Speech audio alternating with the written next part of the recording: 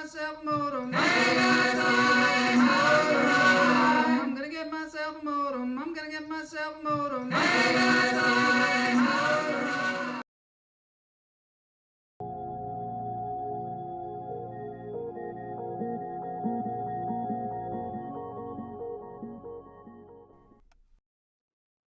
Hello everyone. I, of course, am international superstar Joe Fury, and I'm here to introduce my friend and longtime compadre, Mr. Heath Miller. Yes, we grew up together on the streets of Perth in Australia, just tiny little youngsters long before either one of us was wildly famous. And now here he is on lunch therapy. So I just wanted to pop in. I'm actually at a very distant, undisclosed location teaching a meditation seminar. Gotta pay the bills, right? Yes. So I just want to say hello, Heath. Enjoy your so time good to see you on again. lunch therapy. And we'll catch up later. All right.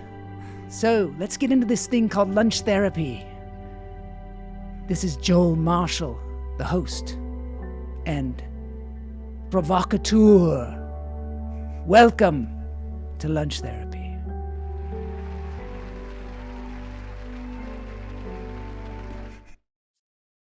Oh, thank you for that introduction there, Joe Fury. It's so great to have him grace our stage. I mean, he's so busy and so popular out there.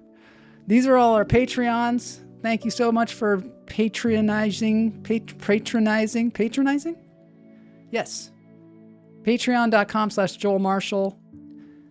By the way, Heath Miller also has a Patreon, so go over to his and patronize that, because this is how we make money in this day and age. Independent media. So good to see everybody here.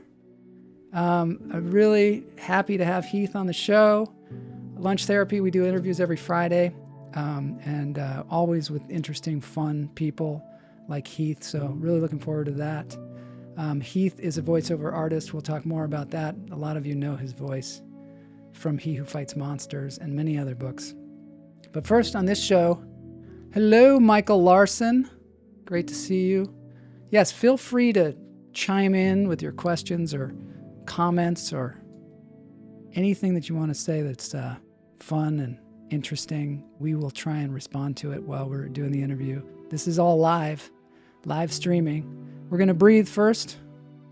We're going to take in 3 deep breaths. We always do this on the show just to relax our nervous system.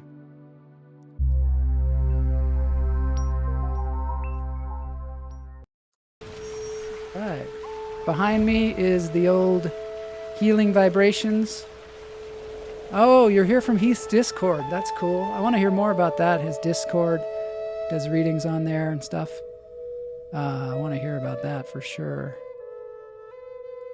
First, we're going to breathe. We're going to take 3 deep breaths. Behind me is Healing Vibrations. I want to send out healing vibrations to a lot of our hummingbirds out there that are having difficulties right now, going through struggles. It's a tough time here at the lunch therapy household as well. We've got a couple of our very important people in the hospital. So I want to send out healing vibrations. And here we go. Let's take in a deep breath.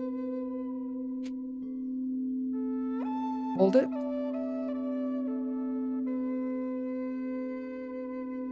Let it go.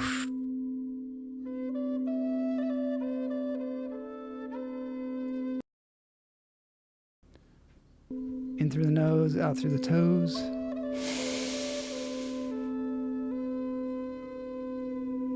Hold it. Let it go.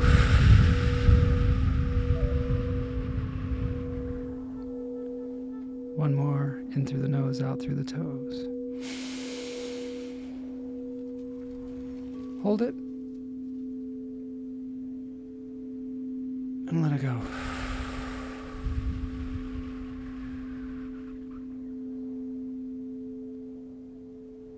All right. Let's get into this show.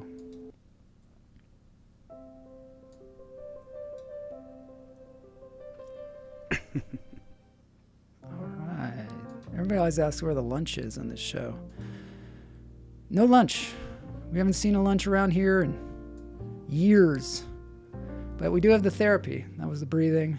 Also talking to some fun folks. So today we have Heath Miller on the show, which we're so lucky to have him on here. Many of you know him. Many of you have heard him in your headphones while driving or doing dishes or fighting interdimensional monsters in your imagination. Heath is an award-winning voice actor, audiobook narrator, fun guy, known for his performance in the wildly popular fantasy series He Who Fights Monsters. He's read all the volumes on, you can get it on Audible. That's where I got it. And you've listened to him on a lot of different books.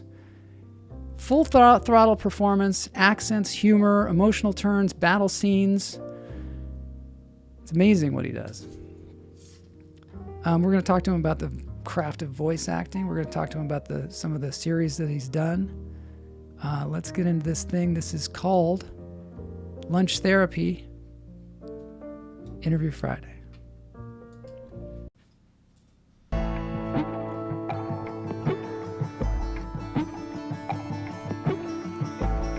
He's a mushroom. He's a fun guy. Yeah, exactly. This is me. And who am I? Well, that's a good question. Who are any of us, really? I am a voice actor. I do mostly audiobooks. So you may know me from He Who Fights with Monsters, which I do the audiobooks for, Heretical Fishing, another one, an Australian one, also something like Downtown Druid, less Australian, much darker, or maybe even, though this is a pretty obscure one, I mean, not the actual thing itself, but my part in it, the Dungeon Crawler Carl Audio Immersion Tunnel. I am the informational video in that one. Or, less likely, you could know me from Any Dumbass Can Do It, which is the memoirs of the CEO of the WD-40 company. Which, honestly, I really enjoyed doing, and I ended up walking around the house and putting WD-40 on everything that squeaked.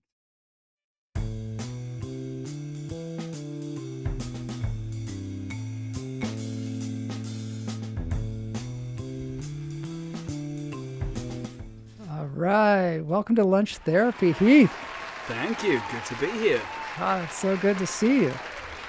That's a great, relaxing opening. Thanks. Yeah, I do that for you, for me, for the audience. I find that it makes things a lot easier if you breathe. That's what I hear. Oxygen is life. So you're coming to us from Maine. I am, yes. And tell us a little bit about your studio. I saw something where you said it was like a boathouse or something. Yeah, formally, it's the same. I'm in a Studio Bricks, which is kind of like a Lego set that you can record in. So it comes apart into pieces and can be assembled. So that was in a boat shed on an island off the coast of Maine. And then I've moved now to the city. So it's the same booth, but in an entirely different place. Wow. So you can get a booth just all ready to go, and you take it apart, or you assemble it in your home? Yeah. It's Studio Bricks is the company, and you can. I mean, it's they're not cheap, and they take mine at least took a long time to get to me, and had its fair share of adventures on the way. But you can, and you can assemble. And I'm obviously, as it turns out, I'm glad I did, because if I had gone for the other option, which was building. I had been, as many people are, I had been in the bespoke closet converted, space, and then I was either going to buy one or build, a purpose-built kind of thing. So it turns out I'm glad that I went for the kit one, in that I needed to move it. But that was the theory behind it. I thought then, because we're kind of tied, audiobook narrators specifically in the world of voiceover, we are inexorably knit to our booths. We cannot leave them, because they don't want, not even like a commercial VO actor or animation who might get away with recording some wild lines somewhere else. Publishers very much frown upon anything that isn't coming from the same space, for long form narration. So we tend to, we tend to be anchored by whatever booth we happen to be in. Oh, look at this. Annie Leachek is here. Oh, Annie! Yes, Annie is a marvelous friend and does a lot of the moderation and stuff on my Discord, and indeed on TikTok when I stream live. This looks so fancy today, Molly M says. Oh, Molly M, that's my partner. Hello, Molly. Oh, nice. Hey, Molly. So the booth has to be completely silent. Does it have? Well, yeah. Tell me. No, I mean it's it's more. You've got the acoustics, inside. Obviously, the sound treatment, hence all this, marvelous stuff. Foliage. And then you've got the sound. It's funny.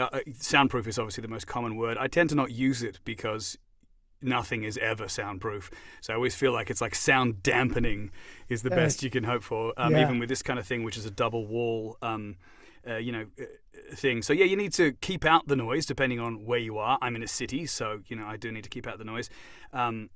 And when I was on the island, which is a small island with only a few hundred people, it was just different noise, really, that I had to keep out. It was just chainsaws and the wind through the trees and other things. So, you got to keep out the noise, and you want to have an acoustically, pleasing space to some extent, which boxes are not really the best for, which is why you have to do, more things to them. Could you find a more remote location than an island off of Maine? No, it was it's the antipodes of where I was born. So if you get the globe and you go through Western Australia, you come out the other side just off the coast of the island that I lived on for 10 years or so. So yeah, it was, unless I had met someone who lived on the moon, that was as far as I was possibly moving. Oh my God. So yeah, no, I moved the other side of the world. Literally. Wow. And so why did you move from Australia originally? Love, of course. That's always the answer on this show. Yeah. So yeah, no, I had met someone in Australia and moved to where they were living at the time, which was I didn't know if Maine was a city or a state or a feeling, but I just went wherever she happened to be. And what is it like living in Maine? Like, Maine people are very insular, aren't they? Like, very much like you're either from here or 3 generations or you're from away. Yeah. No, it is like that. Especially the island being, kind of a smaller community. I would say Portland, Maine, being the biggest city, is quite diverse and inclusive and less of that kind of attitude, though you still encounter it. But yeah, no, it doesn't matter how long I live here. I will always be from away. And because I don't have an American accent, people often say, like, are you enjoying your visit? When I start talking to them. So, and then I have to mention that I've lived here for 13 years. Yeah. How did you get into doing voiceover reading of books? Well, I've been acting all my life. I started off in classes when I was 5. Really? You started when you were 5 years old? Yeah, my brother was doing classes, and I just wanted to do whatever he was doing, and also I loved performing even at that age. Oddly enough, something I don't often mention, the little drama class that I did went on to become a global franchise.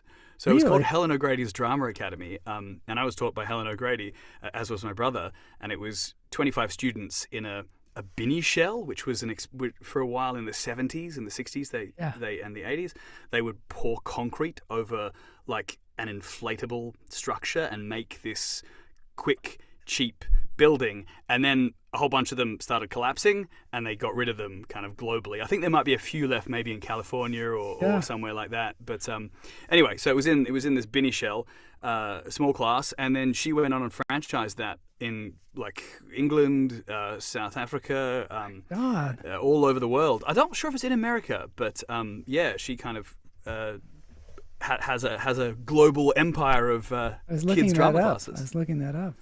Yeah, so I hope Helen's still with us, but it's so that's how I started.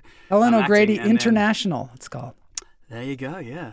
So that's how I started acting, and then I did TV when I was a kid. What is it about Australia? Shows. So many great actors come out of Australia. There's a few. Is there a tradition of acting there, or stage acting and such? I think, yeah, there is. I mean, I think interesting in that we get everyone's television. Yeah. And culture. So we kind of, we have like a lot of British programming because we're still technically, part of Britain and the UK. But then we, of course, like everywhere, we have a rich diet of American music and TV and movies. So I do think it kind of, we have all of that coming in, but we're at a remove to some extent. So, I do think for the actors, it's a kind of an interesting outsider perspective that can be helpful or not, depending. When did you start doing TV? I started when, I did a couple of little parts, one line here and there on some TV shows, and then I auditioned for a main role in a television show, and I was cast in that when I was, I'm going to say 7, maybe 8. And I told all my friends, and I, was excited about the money because when you're 8 years old, someone tells you you're going to earn money. And I was going to leave school and for a while and do it. And then the German co-producers of the television show decided that I didn't look Australian enough. What? And replaced me. No Not way. just me. They replaced 2 of the actors before we'd actually signed the contracts. Did you stand in front of the mirror just going, what are they talking about? So it was a very good lesson, very early and long-lasting lesson in maybe don't tell anyone about any job until you filmed all it. of us actors are like that. We just do not tell anybody anything until we've shot it. Even after, even that, until we've seen it on the screen, because you can go to see a movie that you're in and you're just not even there. I've had that exact experience. I went to the screening of a telly movie that I was excited about. Yeah. And I watched the whole thing in an auditorium, and then it finished and the lights came up and I wasn't in it. Yeah, we've all had that experience. I had a run where I was in flashbacks, and I learnt that you shouldn't be I was like the brother of the the main character in one, and I was the like a former friend in another one, and I learned 3 times in a row it happened, and I learned that if you're in a flashback and they're editing for time, and it's just character development, you're the first to go. That goes first. So you don't want to be in the flashbacks. You can't put it, if you don't end up to, you can't even put it. So like Rowan Woods was the director of one of them, who's directed some really great films, and I forget the name of the other director. You can't even really put it in your CV because obviously if a casting director has seen it or watches it, they'll just say, where the hell was he? So it's so hard, isn't it? It's so hard. It's so hard to get the job, and then there's the things you don't even know about. That you can get the job and then not get it. Oh but so that was my first sort of thing. Oddly enough, my brother ended up on that show, that kids show, with a small part. Really? And they said to me, we'll put you in some capacity, obviously, but just you're not going to be this main character. He filmed that show for 2 years, coming and being picked up from the house.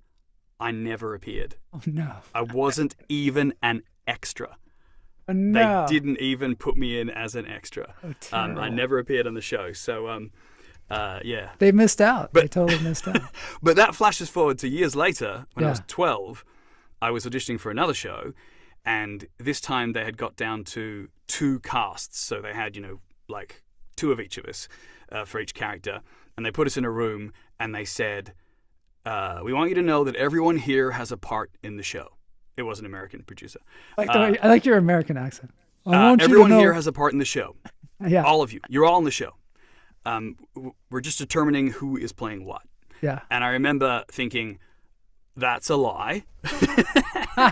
So I hope I get it. I hope I actually get the part, which I did. So that was nice. So I ended up in the show. But I will say many of the people in that room I never saw even as an extra. So it's crazy. Got to learn to take it, to try and detach from.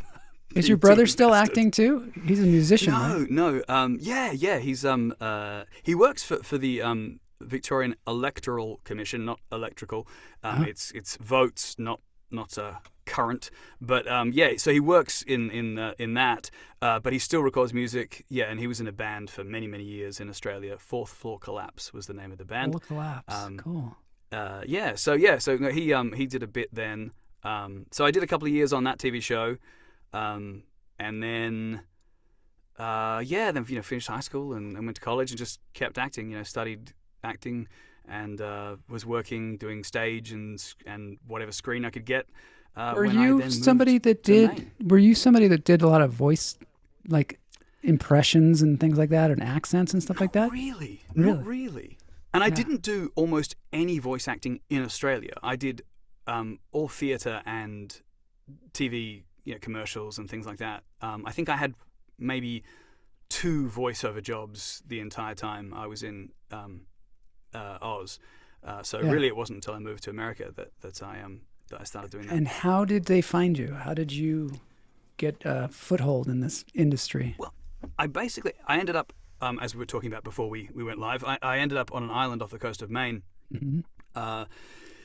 And there wasn't a theatre company there. I had been doing Shakespeare in the Park immediately prior to that. And there was lots of, it was Maine, so there was lots of park, lots of wildlife, but no one paying, no paying customers. Yeah. The deer and the ducks and the raccoons. So so I just was looking for acting that I could do there. Basically, acting. It was really. I've worked all kinds of jobs, to pay the bills on occasion. But the only thing I've ever done, sort of as a vocation, has been acting. So really, making stuff up and pretending stuff is the only skills I have. So I just was looking for. I did that too. I found myself in Maine trying to get acting jobs when I was out of grad school. I ended up restoring burnt furniture for a while. Finally, I had to. Wow! Deburning it? Deburning it. They had all this burnt furniture, and I was supposed to. And I have no skills like that. Did you end up with something that still looked distressed? Was that part of it, or was it supposed to look? I could never do what they wanted me to do. I would come home just smelling like smoke. Bunch of destroyed the rich smell furniture. Of wood smoke. It's ridiculous. That's such a Maine story. Oh my God! Yeah, that's funny. It's too funny. So so there you are in Maine. Books. You're on an island. How did you end up doing books? I did always, though I had sort of expected to be doing stage and screen kind of indefinitely. Yeah. I had always loved audiobooks, and one of my obsessions as a kid was I used to listen to this. Series, and the people who know me from other stuff have heard me talk about it quite often. It was called Storytime or Storyteller. It was Storytime in Australia, Storyteller in England, and it was you bought it in news agencies. It was a Partworks thing by a company called Marshall Cavendish, and what it was every month it was a like a magazine, I guess, a little booklet that had illustrated kids' stories, and it came with a cassette tape, and you listened to that, and we had. I should have brought the book with me. I've got it here. It's in my kids' room now, my junior associate's room. Oh, nice. So I used to listen to that. Your junior associate? Is that what you call your kid? That's what I refer to them as, yeah. That's good. Sorry. Usually, but publicly. So I loved that. I was obsessed with that when I was a kid. And other, the old, it's time to turn the page when you hear C-3PO or, whatever, the kind of books on tape.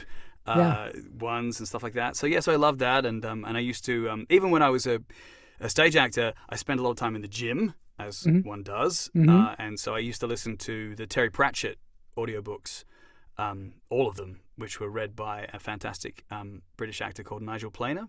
There, look, Annie said, "What would Nigel Planer do?" She made me a beautiful artwork actually with that on it. That's just outside the booth. So I love those. So I was into it. And then I basically my partner at the time was an author, so that was helpful. Not as helpful as I had hoped in terms of nepotism. I think you've got to have a specific kind. It didn't really so much.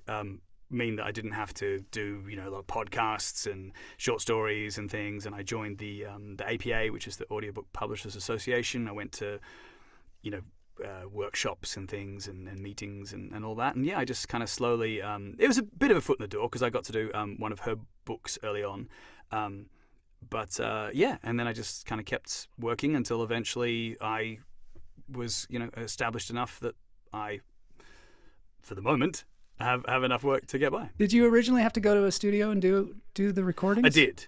Yeah. So the first few books I did were in a studio, and then having done that, I then had to, get a studio going in my house. This is pre 2020, pre everyone getting their closet studio going. Yeah. So I kind of I had to learn a fair amount about the technical side of it. My brother, as we mentioned, is a musician, so I often was on the phone to him when it was 7 a.m. his time, 7 p.m. my time, because it's a good 12 hours, begging for assistance for, some technical thing that I couldn't figure out, RMS or LUFS or something. So I did the home studio thing and then recorded a book for ACX, which is Audiobook Creation Exchange. A lot of audiobook narrators came up through that. It's the kind of Audible program that paired up narrators with, it still exists, that pairs up narrators with authors to independently produce books. So I did one book for them as a kind of proof of concept, and then I've been working for publishers since then, basically.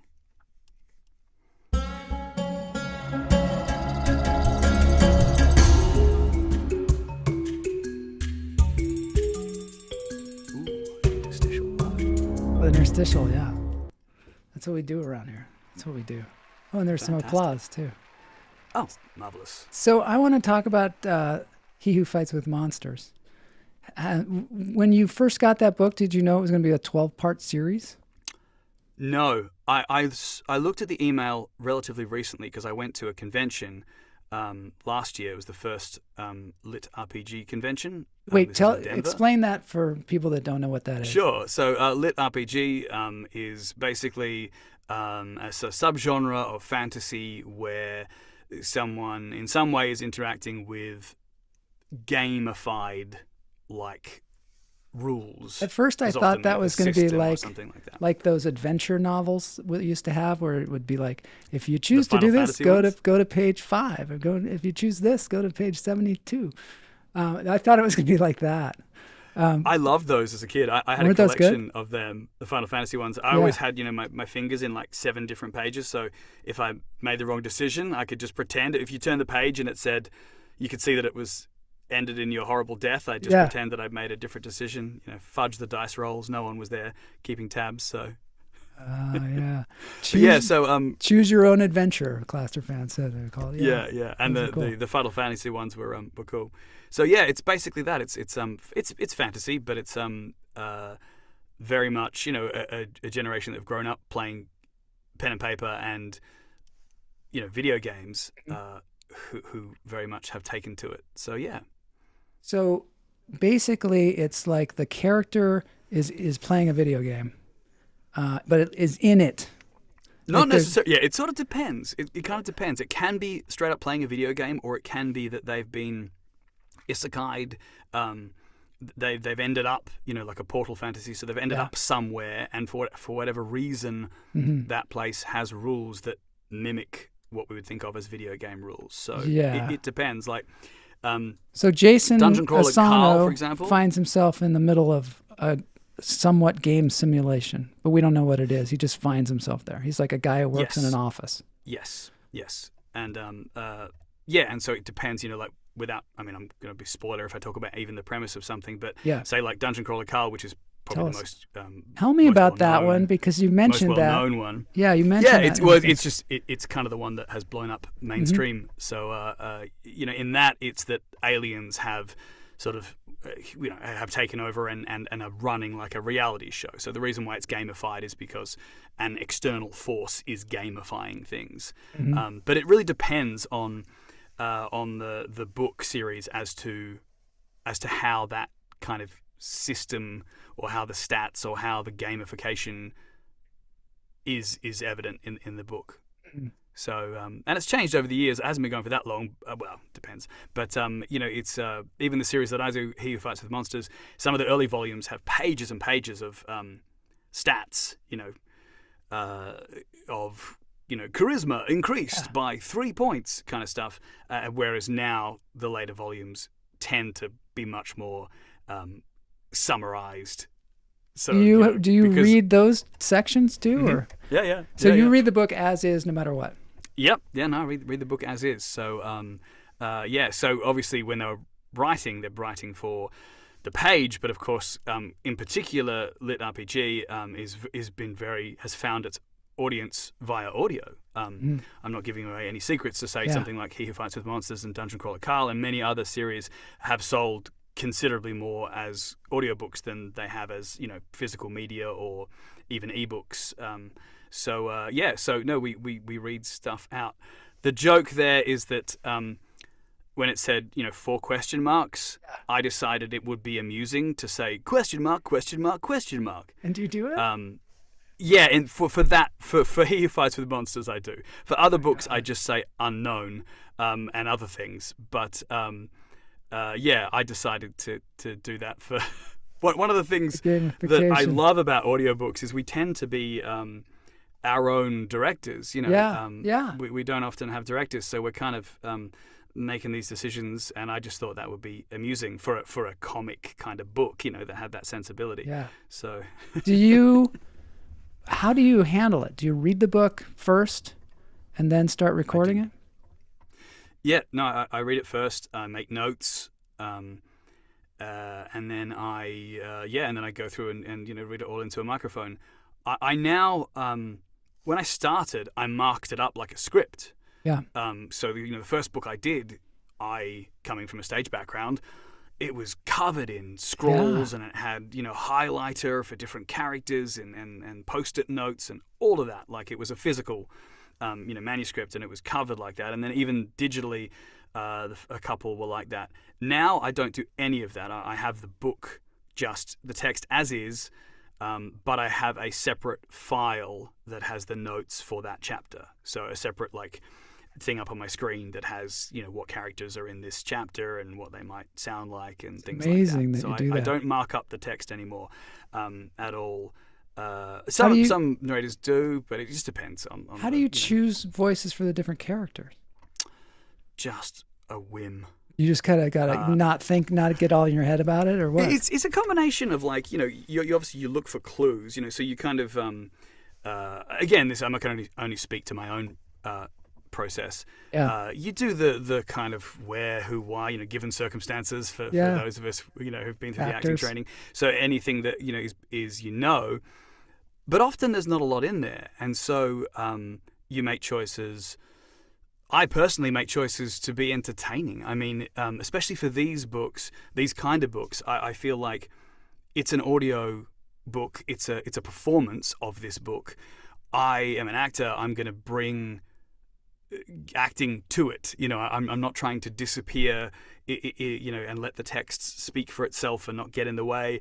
For maybe a different kind of book, it might be a little more like that. But for these kind of ones, they're often kind of broadly drawn characters, and it's I think if you're hiring actors, let them act. Yeah. Strangely enough, Molly wants to know: do you sometimes bounce ideas off anyone else? No, everyone around me just has terrible ideas. Molly. So no, that's not true. I do bounce up ideas off other people. I remember Molly who just said that. Yeah. There was a rat in the Downtown Druid series of books, and so it's that. What's this rat going to sound like? Yeah. But yeah, so you come up with clues, things that could be just the name of the character. The character's called something, and that word is actually a Swedish word, so maybe there's going to be something in there, or something about the character. It just kind of gives you the notion that they might sound a particular way. So it is very much depending. Again, everything I say, I have to put the disclaimer. Depending on the book, depending on the publisher, depending on the author. Some authors might send a whole list of here are all the characters and here's how I imagine them sounding. Yeah. With actors attached. This one sounds like Robbie Coltrane. Things like that. Does your junior associate chime in? No, they help me with the chapters sometimes They with do? like editing, yeah, sort of uploading. They'll press spacebar and check to make sure chapter 33 is actually chapter 33. Oh, cool. Uh, Do you, but so but do yeah. you ever have a situation where your fan base goes, that's not the way Gary sounds or whatever? Do they ever do you ever get pushback? Yeah. In terms of the lives that I do, I have a little sign, kind of digital sign that says "No directing, no correcting." No directing, no correcting. This is the way Because it sounds. I very much enjoy having an audience and having people along, there. But there's already enough kind of brain power, RAM dedicated to the fact that there's a camera and, someone's watching. If someone starts throwing in, what they think it should sound like or what does that mean or anything like that, then it's for me at least, it's, it doesn't work. Again, that depends on the individual. Maybe some other narrators are quite happy to have someone chime in and say, that's not how you say that word. That's not how you say that word. That would be another one. Yeah. That's how I say it. But yeah, exactly. Yeah, that's how I'm saying it now. But yeah, so no. And then of course you get absolutely on like Facebook and Reddit and everywhere, fans chime in, and I'm pretty online, so I occasionally, I try and do the thing where I'm like, if it's a fan space, I certainly would never jump in and defend my choices or anything like that. But if I think it's going to be amusing, I do occasionally jump in and give like a bit of pertinent information, as in, if someone's on a message board and talking about a particular thing, and they say, I wonder, why this was like this, I can jump in and say, well, this was my reasoning behind it, and then forget about that particular Facebook group for a few months until it sort of pops up again somewhere. But so there's a lot of it's a really lonely job. So I gotta say, coming from theatre, as stuff like that, which is so it's collaborative. a big difference.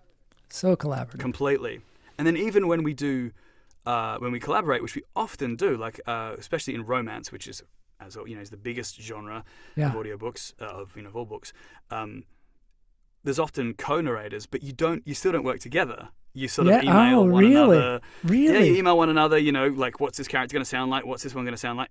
If you're lucky, sometimes someone might email you and say, "Oh, I've recorded it already," and then wow, good luck. But have fun with it. But yeah, exactly. But even then, you don't really get to. You're not in the studio together kind of working on it. The few times I've got to do that for things have been a delight. So I've done a couple of like audio drama type things rather than books where we were all like this on Zoom screens and doing our thing, and that was really nice. But it's really lovely to have my Discordians and the TikTok people are fantastic. And I often record books that I can't stream because traditional publishers, on the whole, for intellectual property reasons, aren't okay with you streaming the recording of their book. So if I'm recording for Penguin Random House or Macmillan or Simon and Schuster, I can't stream. And I really do miss my wonderful like friends online when I'm recording those books. Tell me about, so you do lives, and it's the actual recording that you're doing of the audiobook on those particular ones where you're allowed to do it. Yes. Wow. That's pretty amazing. Yeah. You do that on Discord. And so how does that work, basically? I do it now on Discord and TikTok at the same time. So TikTok is video, and then Discord is just audio only. So cool. Basically I have permission from the publisher, I understand why the publishers say yes, because it gets people excited about the book. Basically, it's this kind of people get into it, and hopefully, I just log on to Discord or TikTok and read the book, complain about my stomach a lot, making noise. That's complain about your stomach? What do you mean? Yeah. Well, I have a relatively active gastronomy, and so my stomach tends to make noises, and if it makes a noise, obviously you can't use that little bit of the book that you just recorded, because the mics are pretty sensitive. A lot of it is that one time my stomach. I had a stomach that was making a lot of noise at a particular time, and I was in a theater watching a play, and at the very end of the play there was a very, very dramatic moment. It was a huge theater, and it was just dead silent, and my stomach just went like, and people turned around like rows ahead of me and looked at me like, "What is that?" Your stomach was part of the performance. Yeah, definitely. I just ruined. I ruined the whole thing. Well, Annie, who was on here before in the comments, has like gifts, because my stomach usually gets a name for each book series. Oh yeah. So Accordion it might be called, gifts. The More, or like for the Downtown Druid series, or we usually name my stomach for each given series. Names for your stomach. I have really active gastronomy, Heath. 2026. Thank you, Molly. Quote. It's been behaving itself lately, actually. So it's not just me. When I first started, kind of meeting other narrators online and in person, it was very gratifying that some of them, like I remember Julia Whelan, who's a fantastic narrator and author as well. When I first kind of met her online, the first thing she said was like, "My stomach is really loud too." And I felt a kinship. I think all of our stomachs are probably loud. We just don't know because most of us don't have to be in a quiet place. Yeah, but some of my colleagues don't have an issue. My best friend is an audiobook narrator as well, and it's not really a thing for her. Hers is discreet. So does doing it live give you a different kind of performance energy? Is that something that you kind of like? That's a very good question. I hope it doesn't, in that most books are a combination. I never stream the whole thing, ever.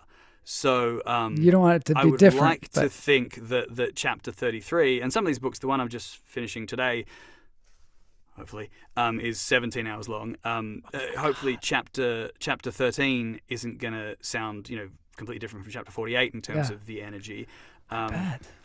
I will say the lives contain a lot of me swearing and, staring at the screen and that kind of thrilling behind the scenes up stuff. And stuff like that? You have to go back? When I make mistakes or when I knock something over or, whatever. Or occasionally, less now, but, something outside, there's a mulch cannon or chainsaw directly next to the building or something, just a huge truck idling or something. So frustrating. That kind of stuff. Yeah. I'm very lucky in that I don't have a lot of that. I had a lot more of that actually in the boat shed that I used to be in, but yeah. So it's a lot of that. But no, it's great. It's great having people. That's been a really it was Travis Baldry was the first person I kind of encountered doing it, who is an author and an audiobook narrator.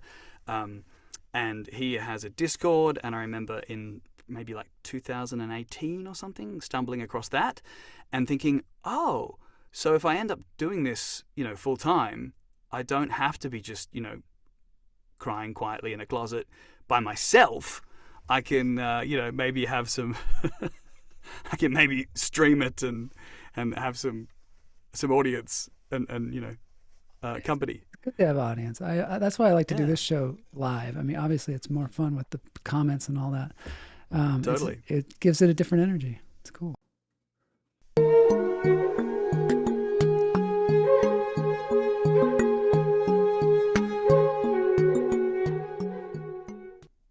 So where do you see this audiobooks going? Is there some kind of innovation going on in audiobooks that maybe will expand them? Maybe they will have these adventure, like I was thinking maybe they will have things like those adventures that we used to read in the books. I mean, the interesting thing about the kind of, so the Audiobook Publishers Association, who are the organization that do the Audies, which is kind of the awards coming up next month, and other things, they have reported like growth every year since I think 2013. Yeah. And so it's a big market. Ironically, it's kind of the explosion of audiobooks, but we've had this forever.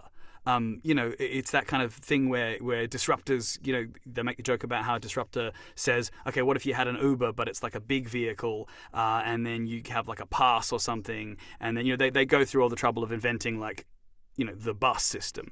And it's kind of a little bit like, as in, it's a little bit like that with audiobooks, in that there's a big boom in like streaming audiobooks and audiobooks, but of course we've had radio forever.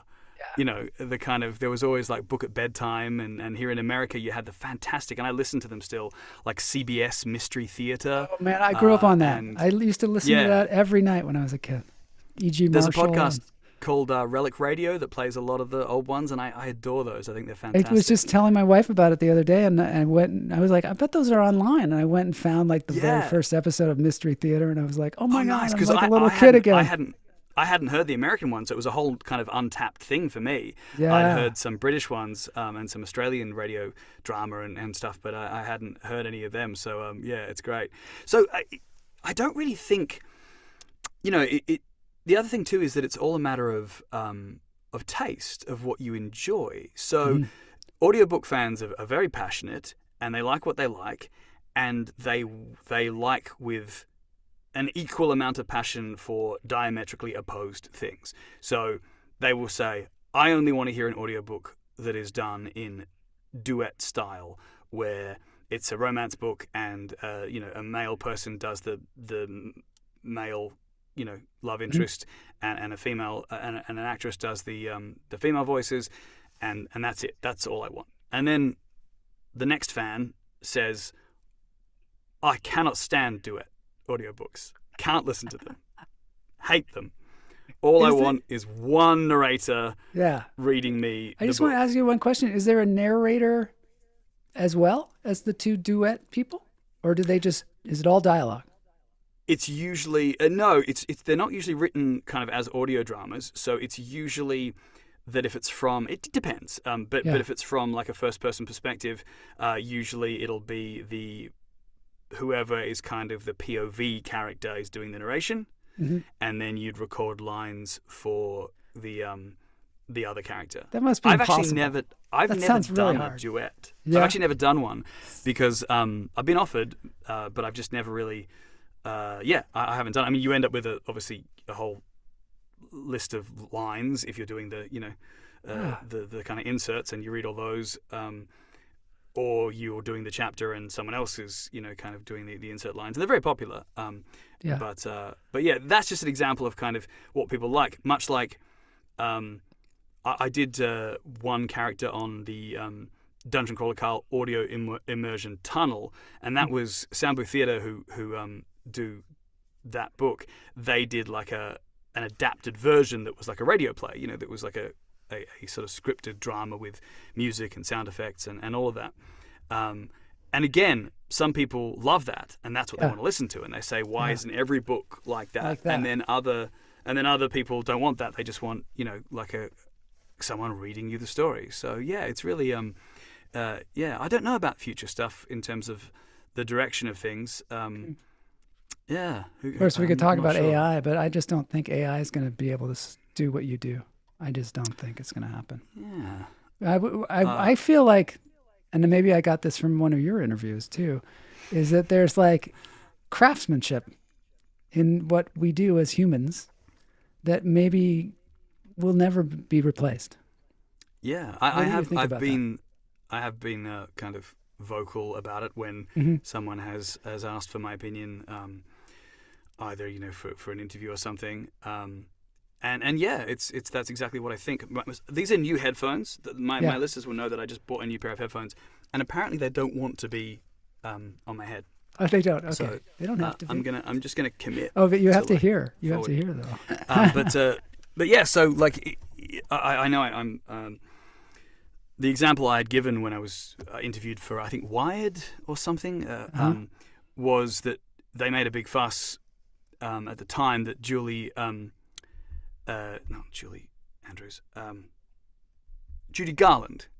was her voice is licensed, and they, you know, the press release was you can have Judy Garland read you The Wizard of Oz, I pointed out that it's not Judy Garland because she's not making any choices.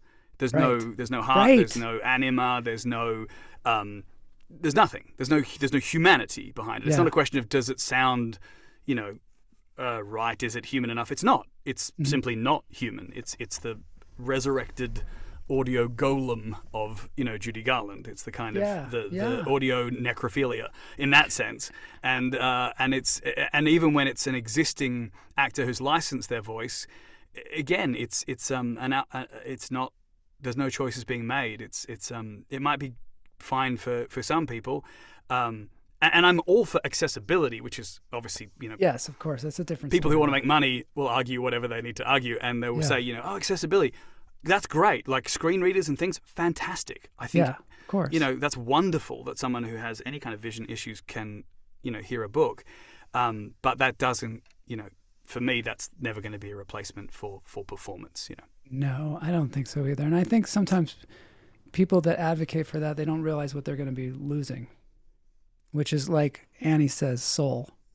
There's no soul in it. I mean, it's out there. Like some years ago now, Audible have the virtual voice program, and then Spotify do. There's a whole bunch of them. So there's a ton. There's hundreds. And of course they'll get better and of, better and better and better. Yeah. But what is where is the ceiling of that? I don't know. And I was talking earlier about how I feel like if you hired an actor to do an audiobook, they might as well bring some acting. Again, I can't control. None of us can do much to hold back the tide of bots. So kind of what I try and do is just make as human a performance as I can, and cross my fingers that I can still pay the rent. And our chat room is suggesting that you do live in person readings and choose your own adventure series, and you can come to people's houses. They're even saying maybe you could tuck people in, like bedtime stories. Yes, absolutely. No soul. What Molly said is very true. Yeah. I'm glad. Yeah. So, better and better in this context means worse and worse. Yeah.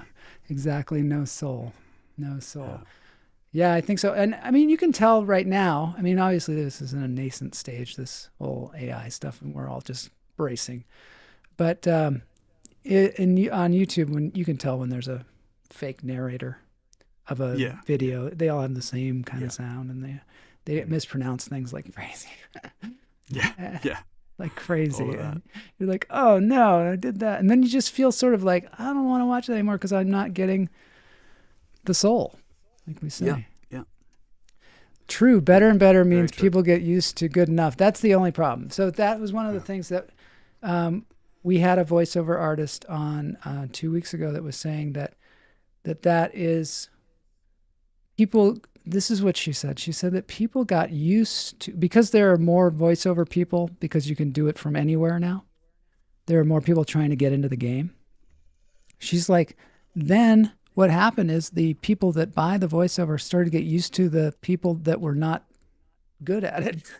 Kind of like VHS beta kind of situation where they became used to the bad stuff. So I don't know. It's just one of those things. We always just have to be looking towards quality. That's is the case. It's and again, then it becomes qualitative of what's good and what's bad, and what fashions change for acting. Is what is people always throw around naturalistic or realistic in acting, both voice acting and stage acting. And it's always like, well, like that. Yeah. What does it mean? It means different things to different people in different eras and different contexts. So You ever seen those casting calls where they say, "We want real people"? That's what they always say. Have fun with that. Have fun with it. I mean, I love real people. Real people are great. I'm conversational. I happen to be one as well.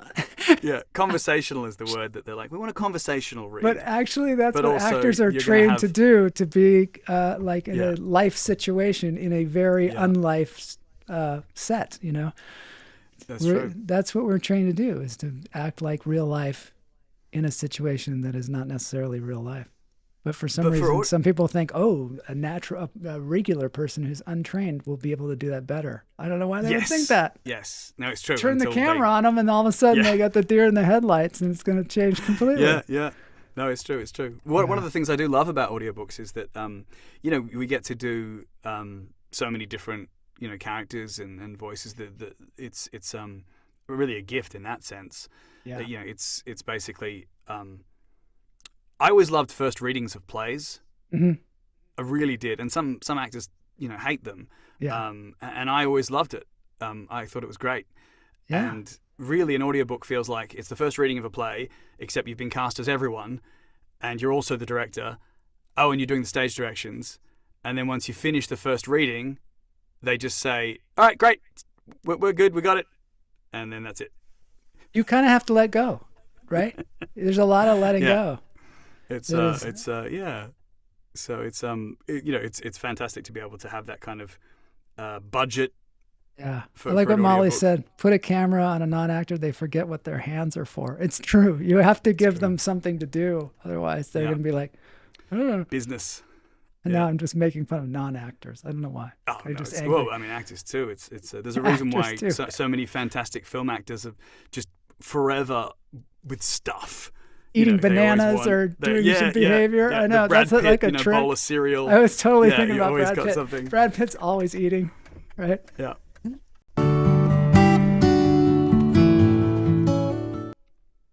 All right, we're going to have to end this, unfortunately. Can you just tell me a little bit about how actors can prepare themselves when they're doing a voiceover? Like do you do any kind of like vocal training or anything like that? That is. Yeah, I mean, my background is in acting anyway. So I'd say listen to a lot of audiobooks. Do training or coaching if you don't have acting experience, obviously. Yeah. Yeah, and then other than that, just go with your instincts. Really, that's. Do you ever have a character like some of these characters in the series that you do, long series? Do you ever discover them again and be like, oh my God, what does that guy sound like? Oh yeah, I mean, I have ever happen? extensive voice notes, but you'll do that thing where a character has one line. There's a character in the book series I'm recording at the moment called Slimes, who's a sentient slime, and they sound like, I'm trying to blow the microphone over here, that they're like, hi, this really kind of like over the top kind of, I'm a boy, sound. Yeah. And you make that choice because that's how it works and it's written. And then of course, invariably the author 3 books later is going to give an entire chapter from their, perspective, and they'll have a couple of monologues, and then you need to figure out a way to do that sustainably. What is your relationship with the author like? Shirtaloon. With Travis, yeah, it's great. Travis, yeah. Travis, it's great. He doesn't. He's not an audiobook listener himself. He's not. Both, of his own work and in general. Really? As indeed my partner Molly, who's been saying wise and funny things, also doesn't listen to audiobooks.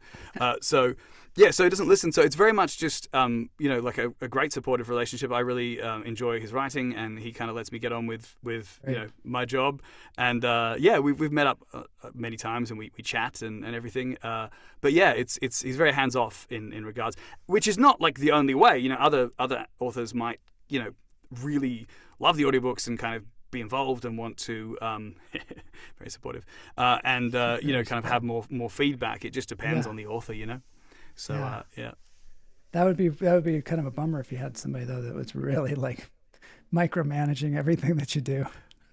There is of course that happens. All right, we're gonna have to end the show. It's so great having you on the show. It was a pleasure. Thank you. I'm so happy to have met you, and I look forward to delving more into your work, because I was just only, when I heard you were going to be on the show, I was like, oh my God, I don't think I can consume all this. Listen to all 250 it's amazing, hours of just though. one series. Yes. Yeah, that's true. But what I did was able to listen to, I was really blown away by. And really, fantastic. Do you ever want to do video games? Yeah, I'd love to. I just, just haven't. No one's asked me. If you, I've kind of haven't pursued the kind of animation, video games. But I love video games. I love playing them. So yeah, and some of my colleagues do both. Most of them live in LA or New York. But yeah, it's definitely. If I have the opportunity, I would love to. I mean, for digestible things, I've got a Patreon, as you mentioned. So I do a lot of little audio things. Oh, you do there, cameos videos. too, right? Yeah, and I do cameos as well. So they're kind of. I'll put those small links in the show notes for thank people. You. Appreciate it. Yeah. So. Yeah. The Heath Miller sampler. The Heath Miller sampler. All right, it's dance break time. Thanks everybody for being here. Thank you, John. Thanks for you for being here. Thanks to the chat room for being here and for your wonderful comments. Patreon is so much fun. It is so much fun. You can do a lot with Patreon. All right, dance break time. I'm very excited. All right, let's do it.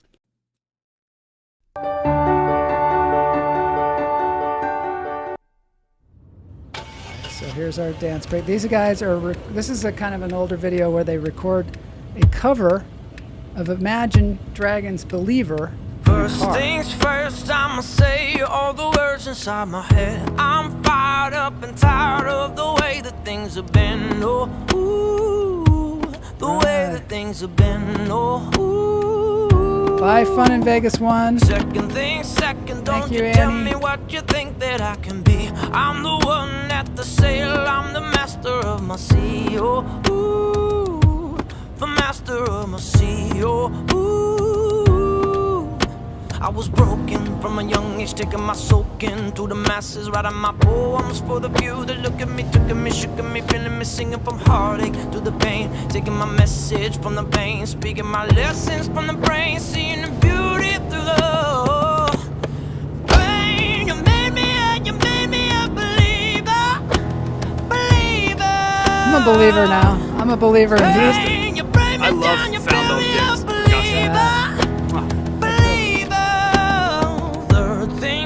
Send the prayer to the ones up above. All the hate that you heard, let's turn your spirit to a dove. Oh, your spirit up above. Oh, was choking in the crowd, building my rain up in the clouds, falling like ashes to the ground, hoping my feelings they would drown, but they never did, ever lived, ever. All right, thanks everybody for being here. This has been Lunch Therapy number 726. I don't know. It's crazy, right? It's crazy. That's impressive. I will put the links in the show notes to Heath's Discord, his Cameo, his Patreon, and I hope you'll support him as well. This has been Lunch Therapy.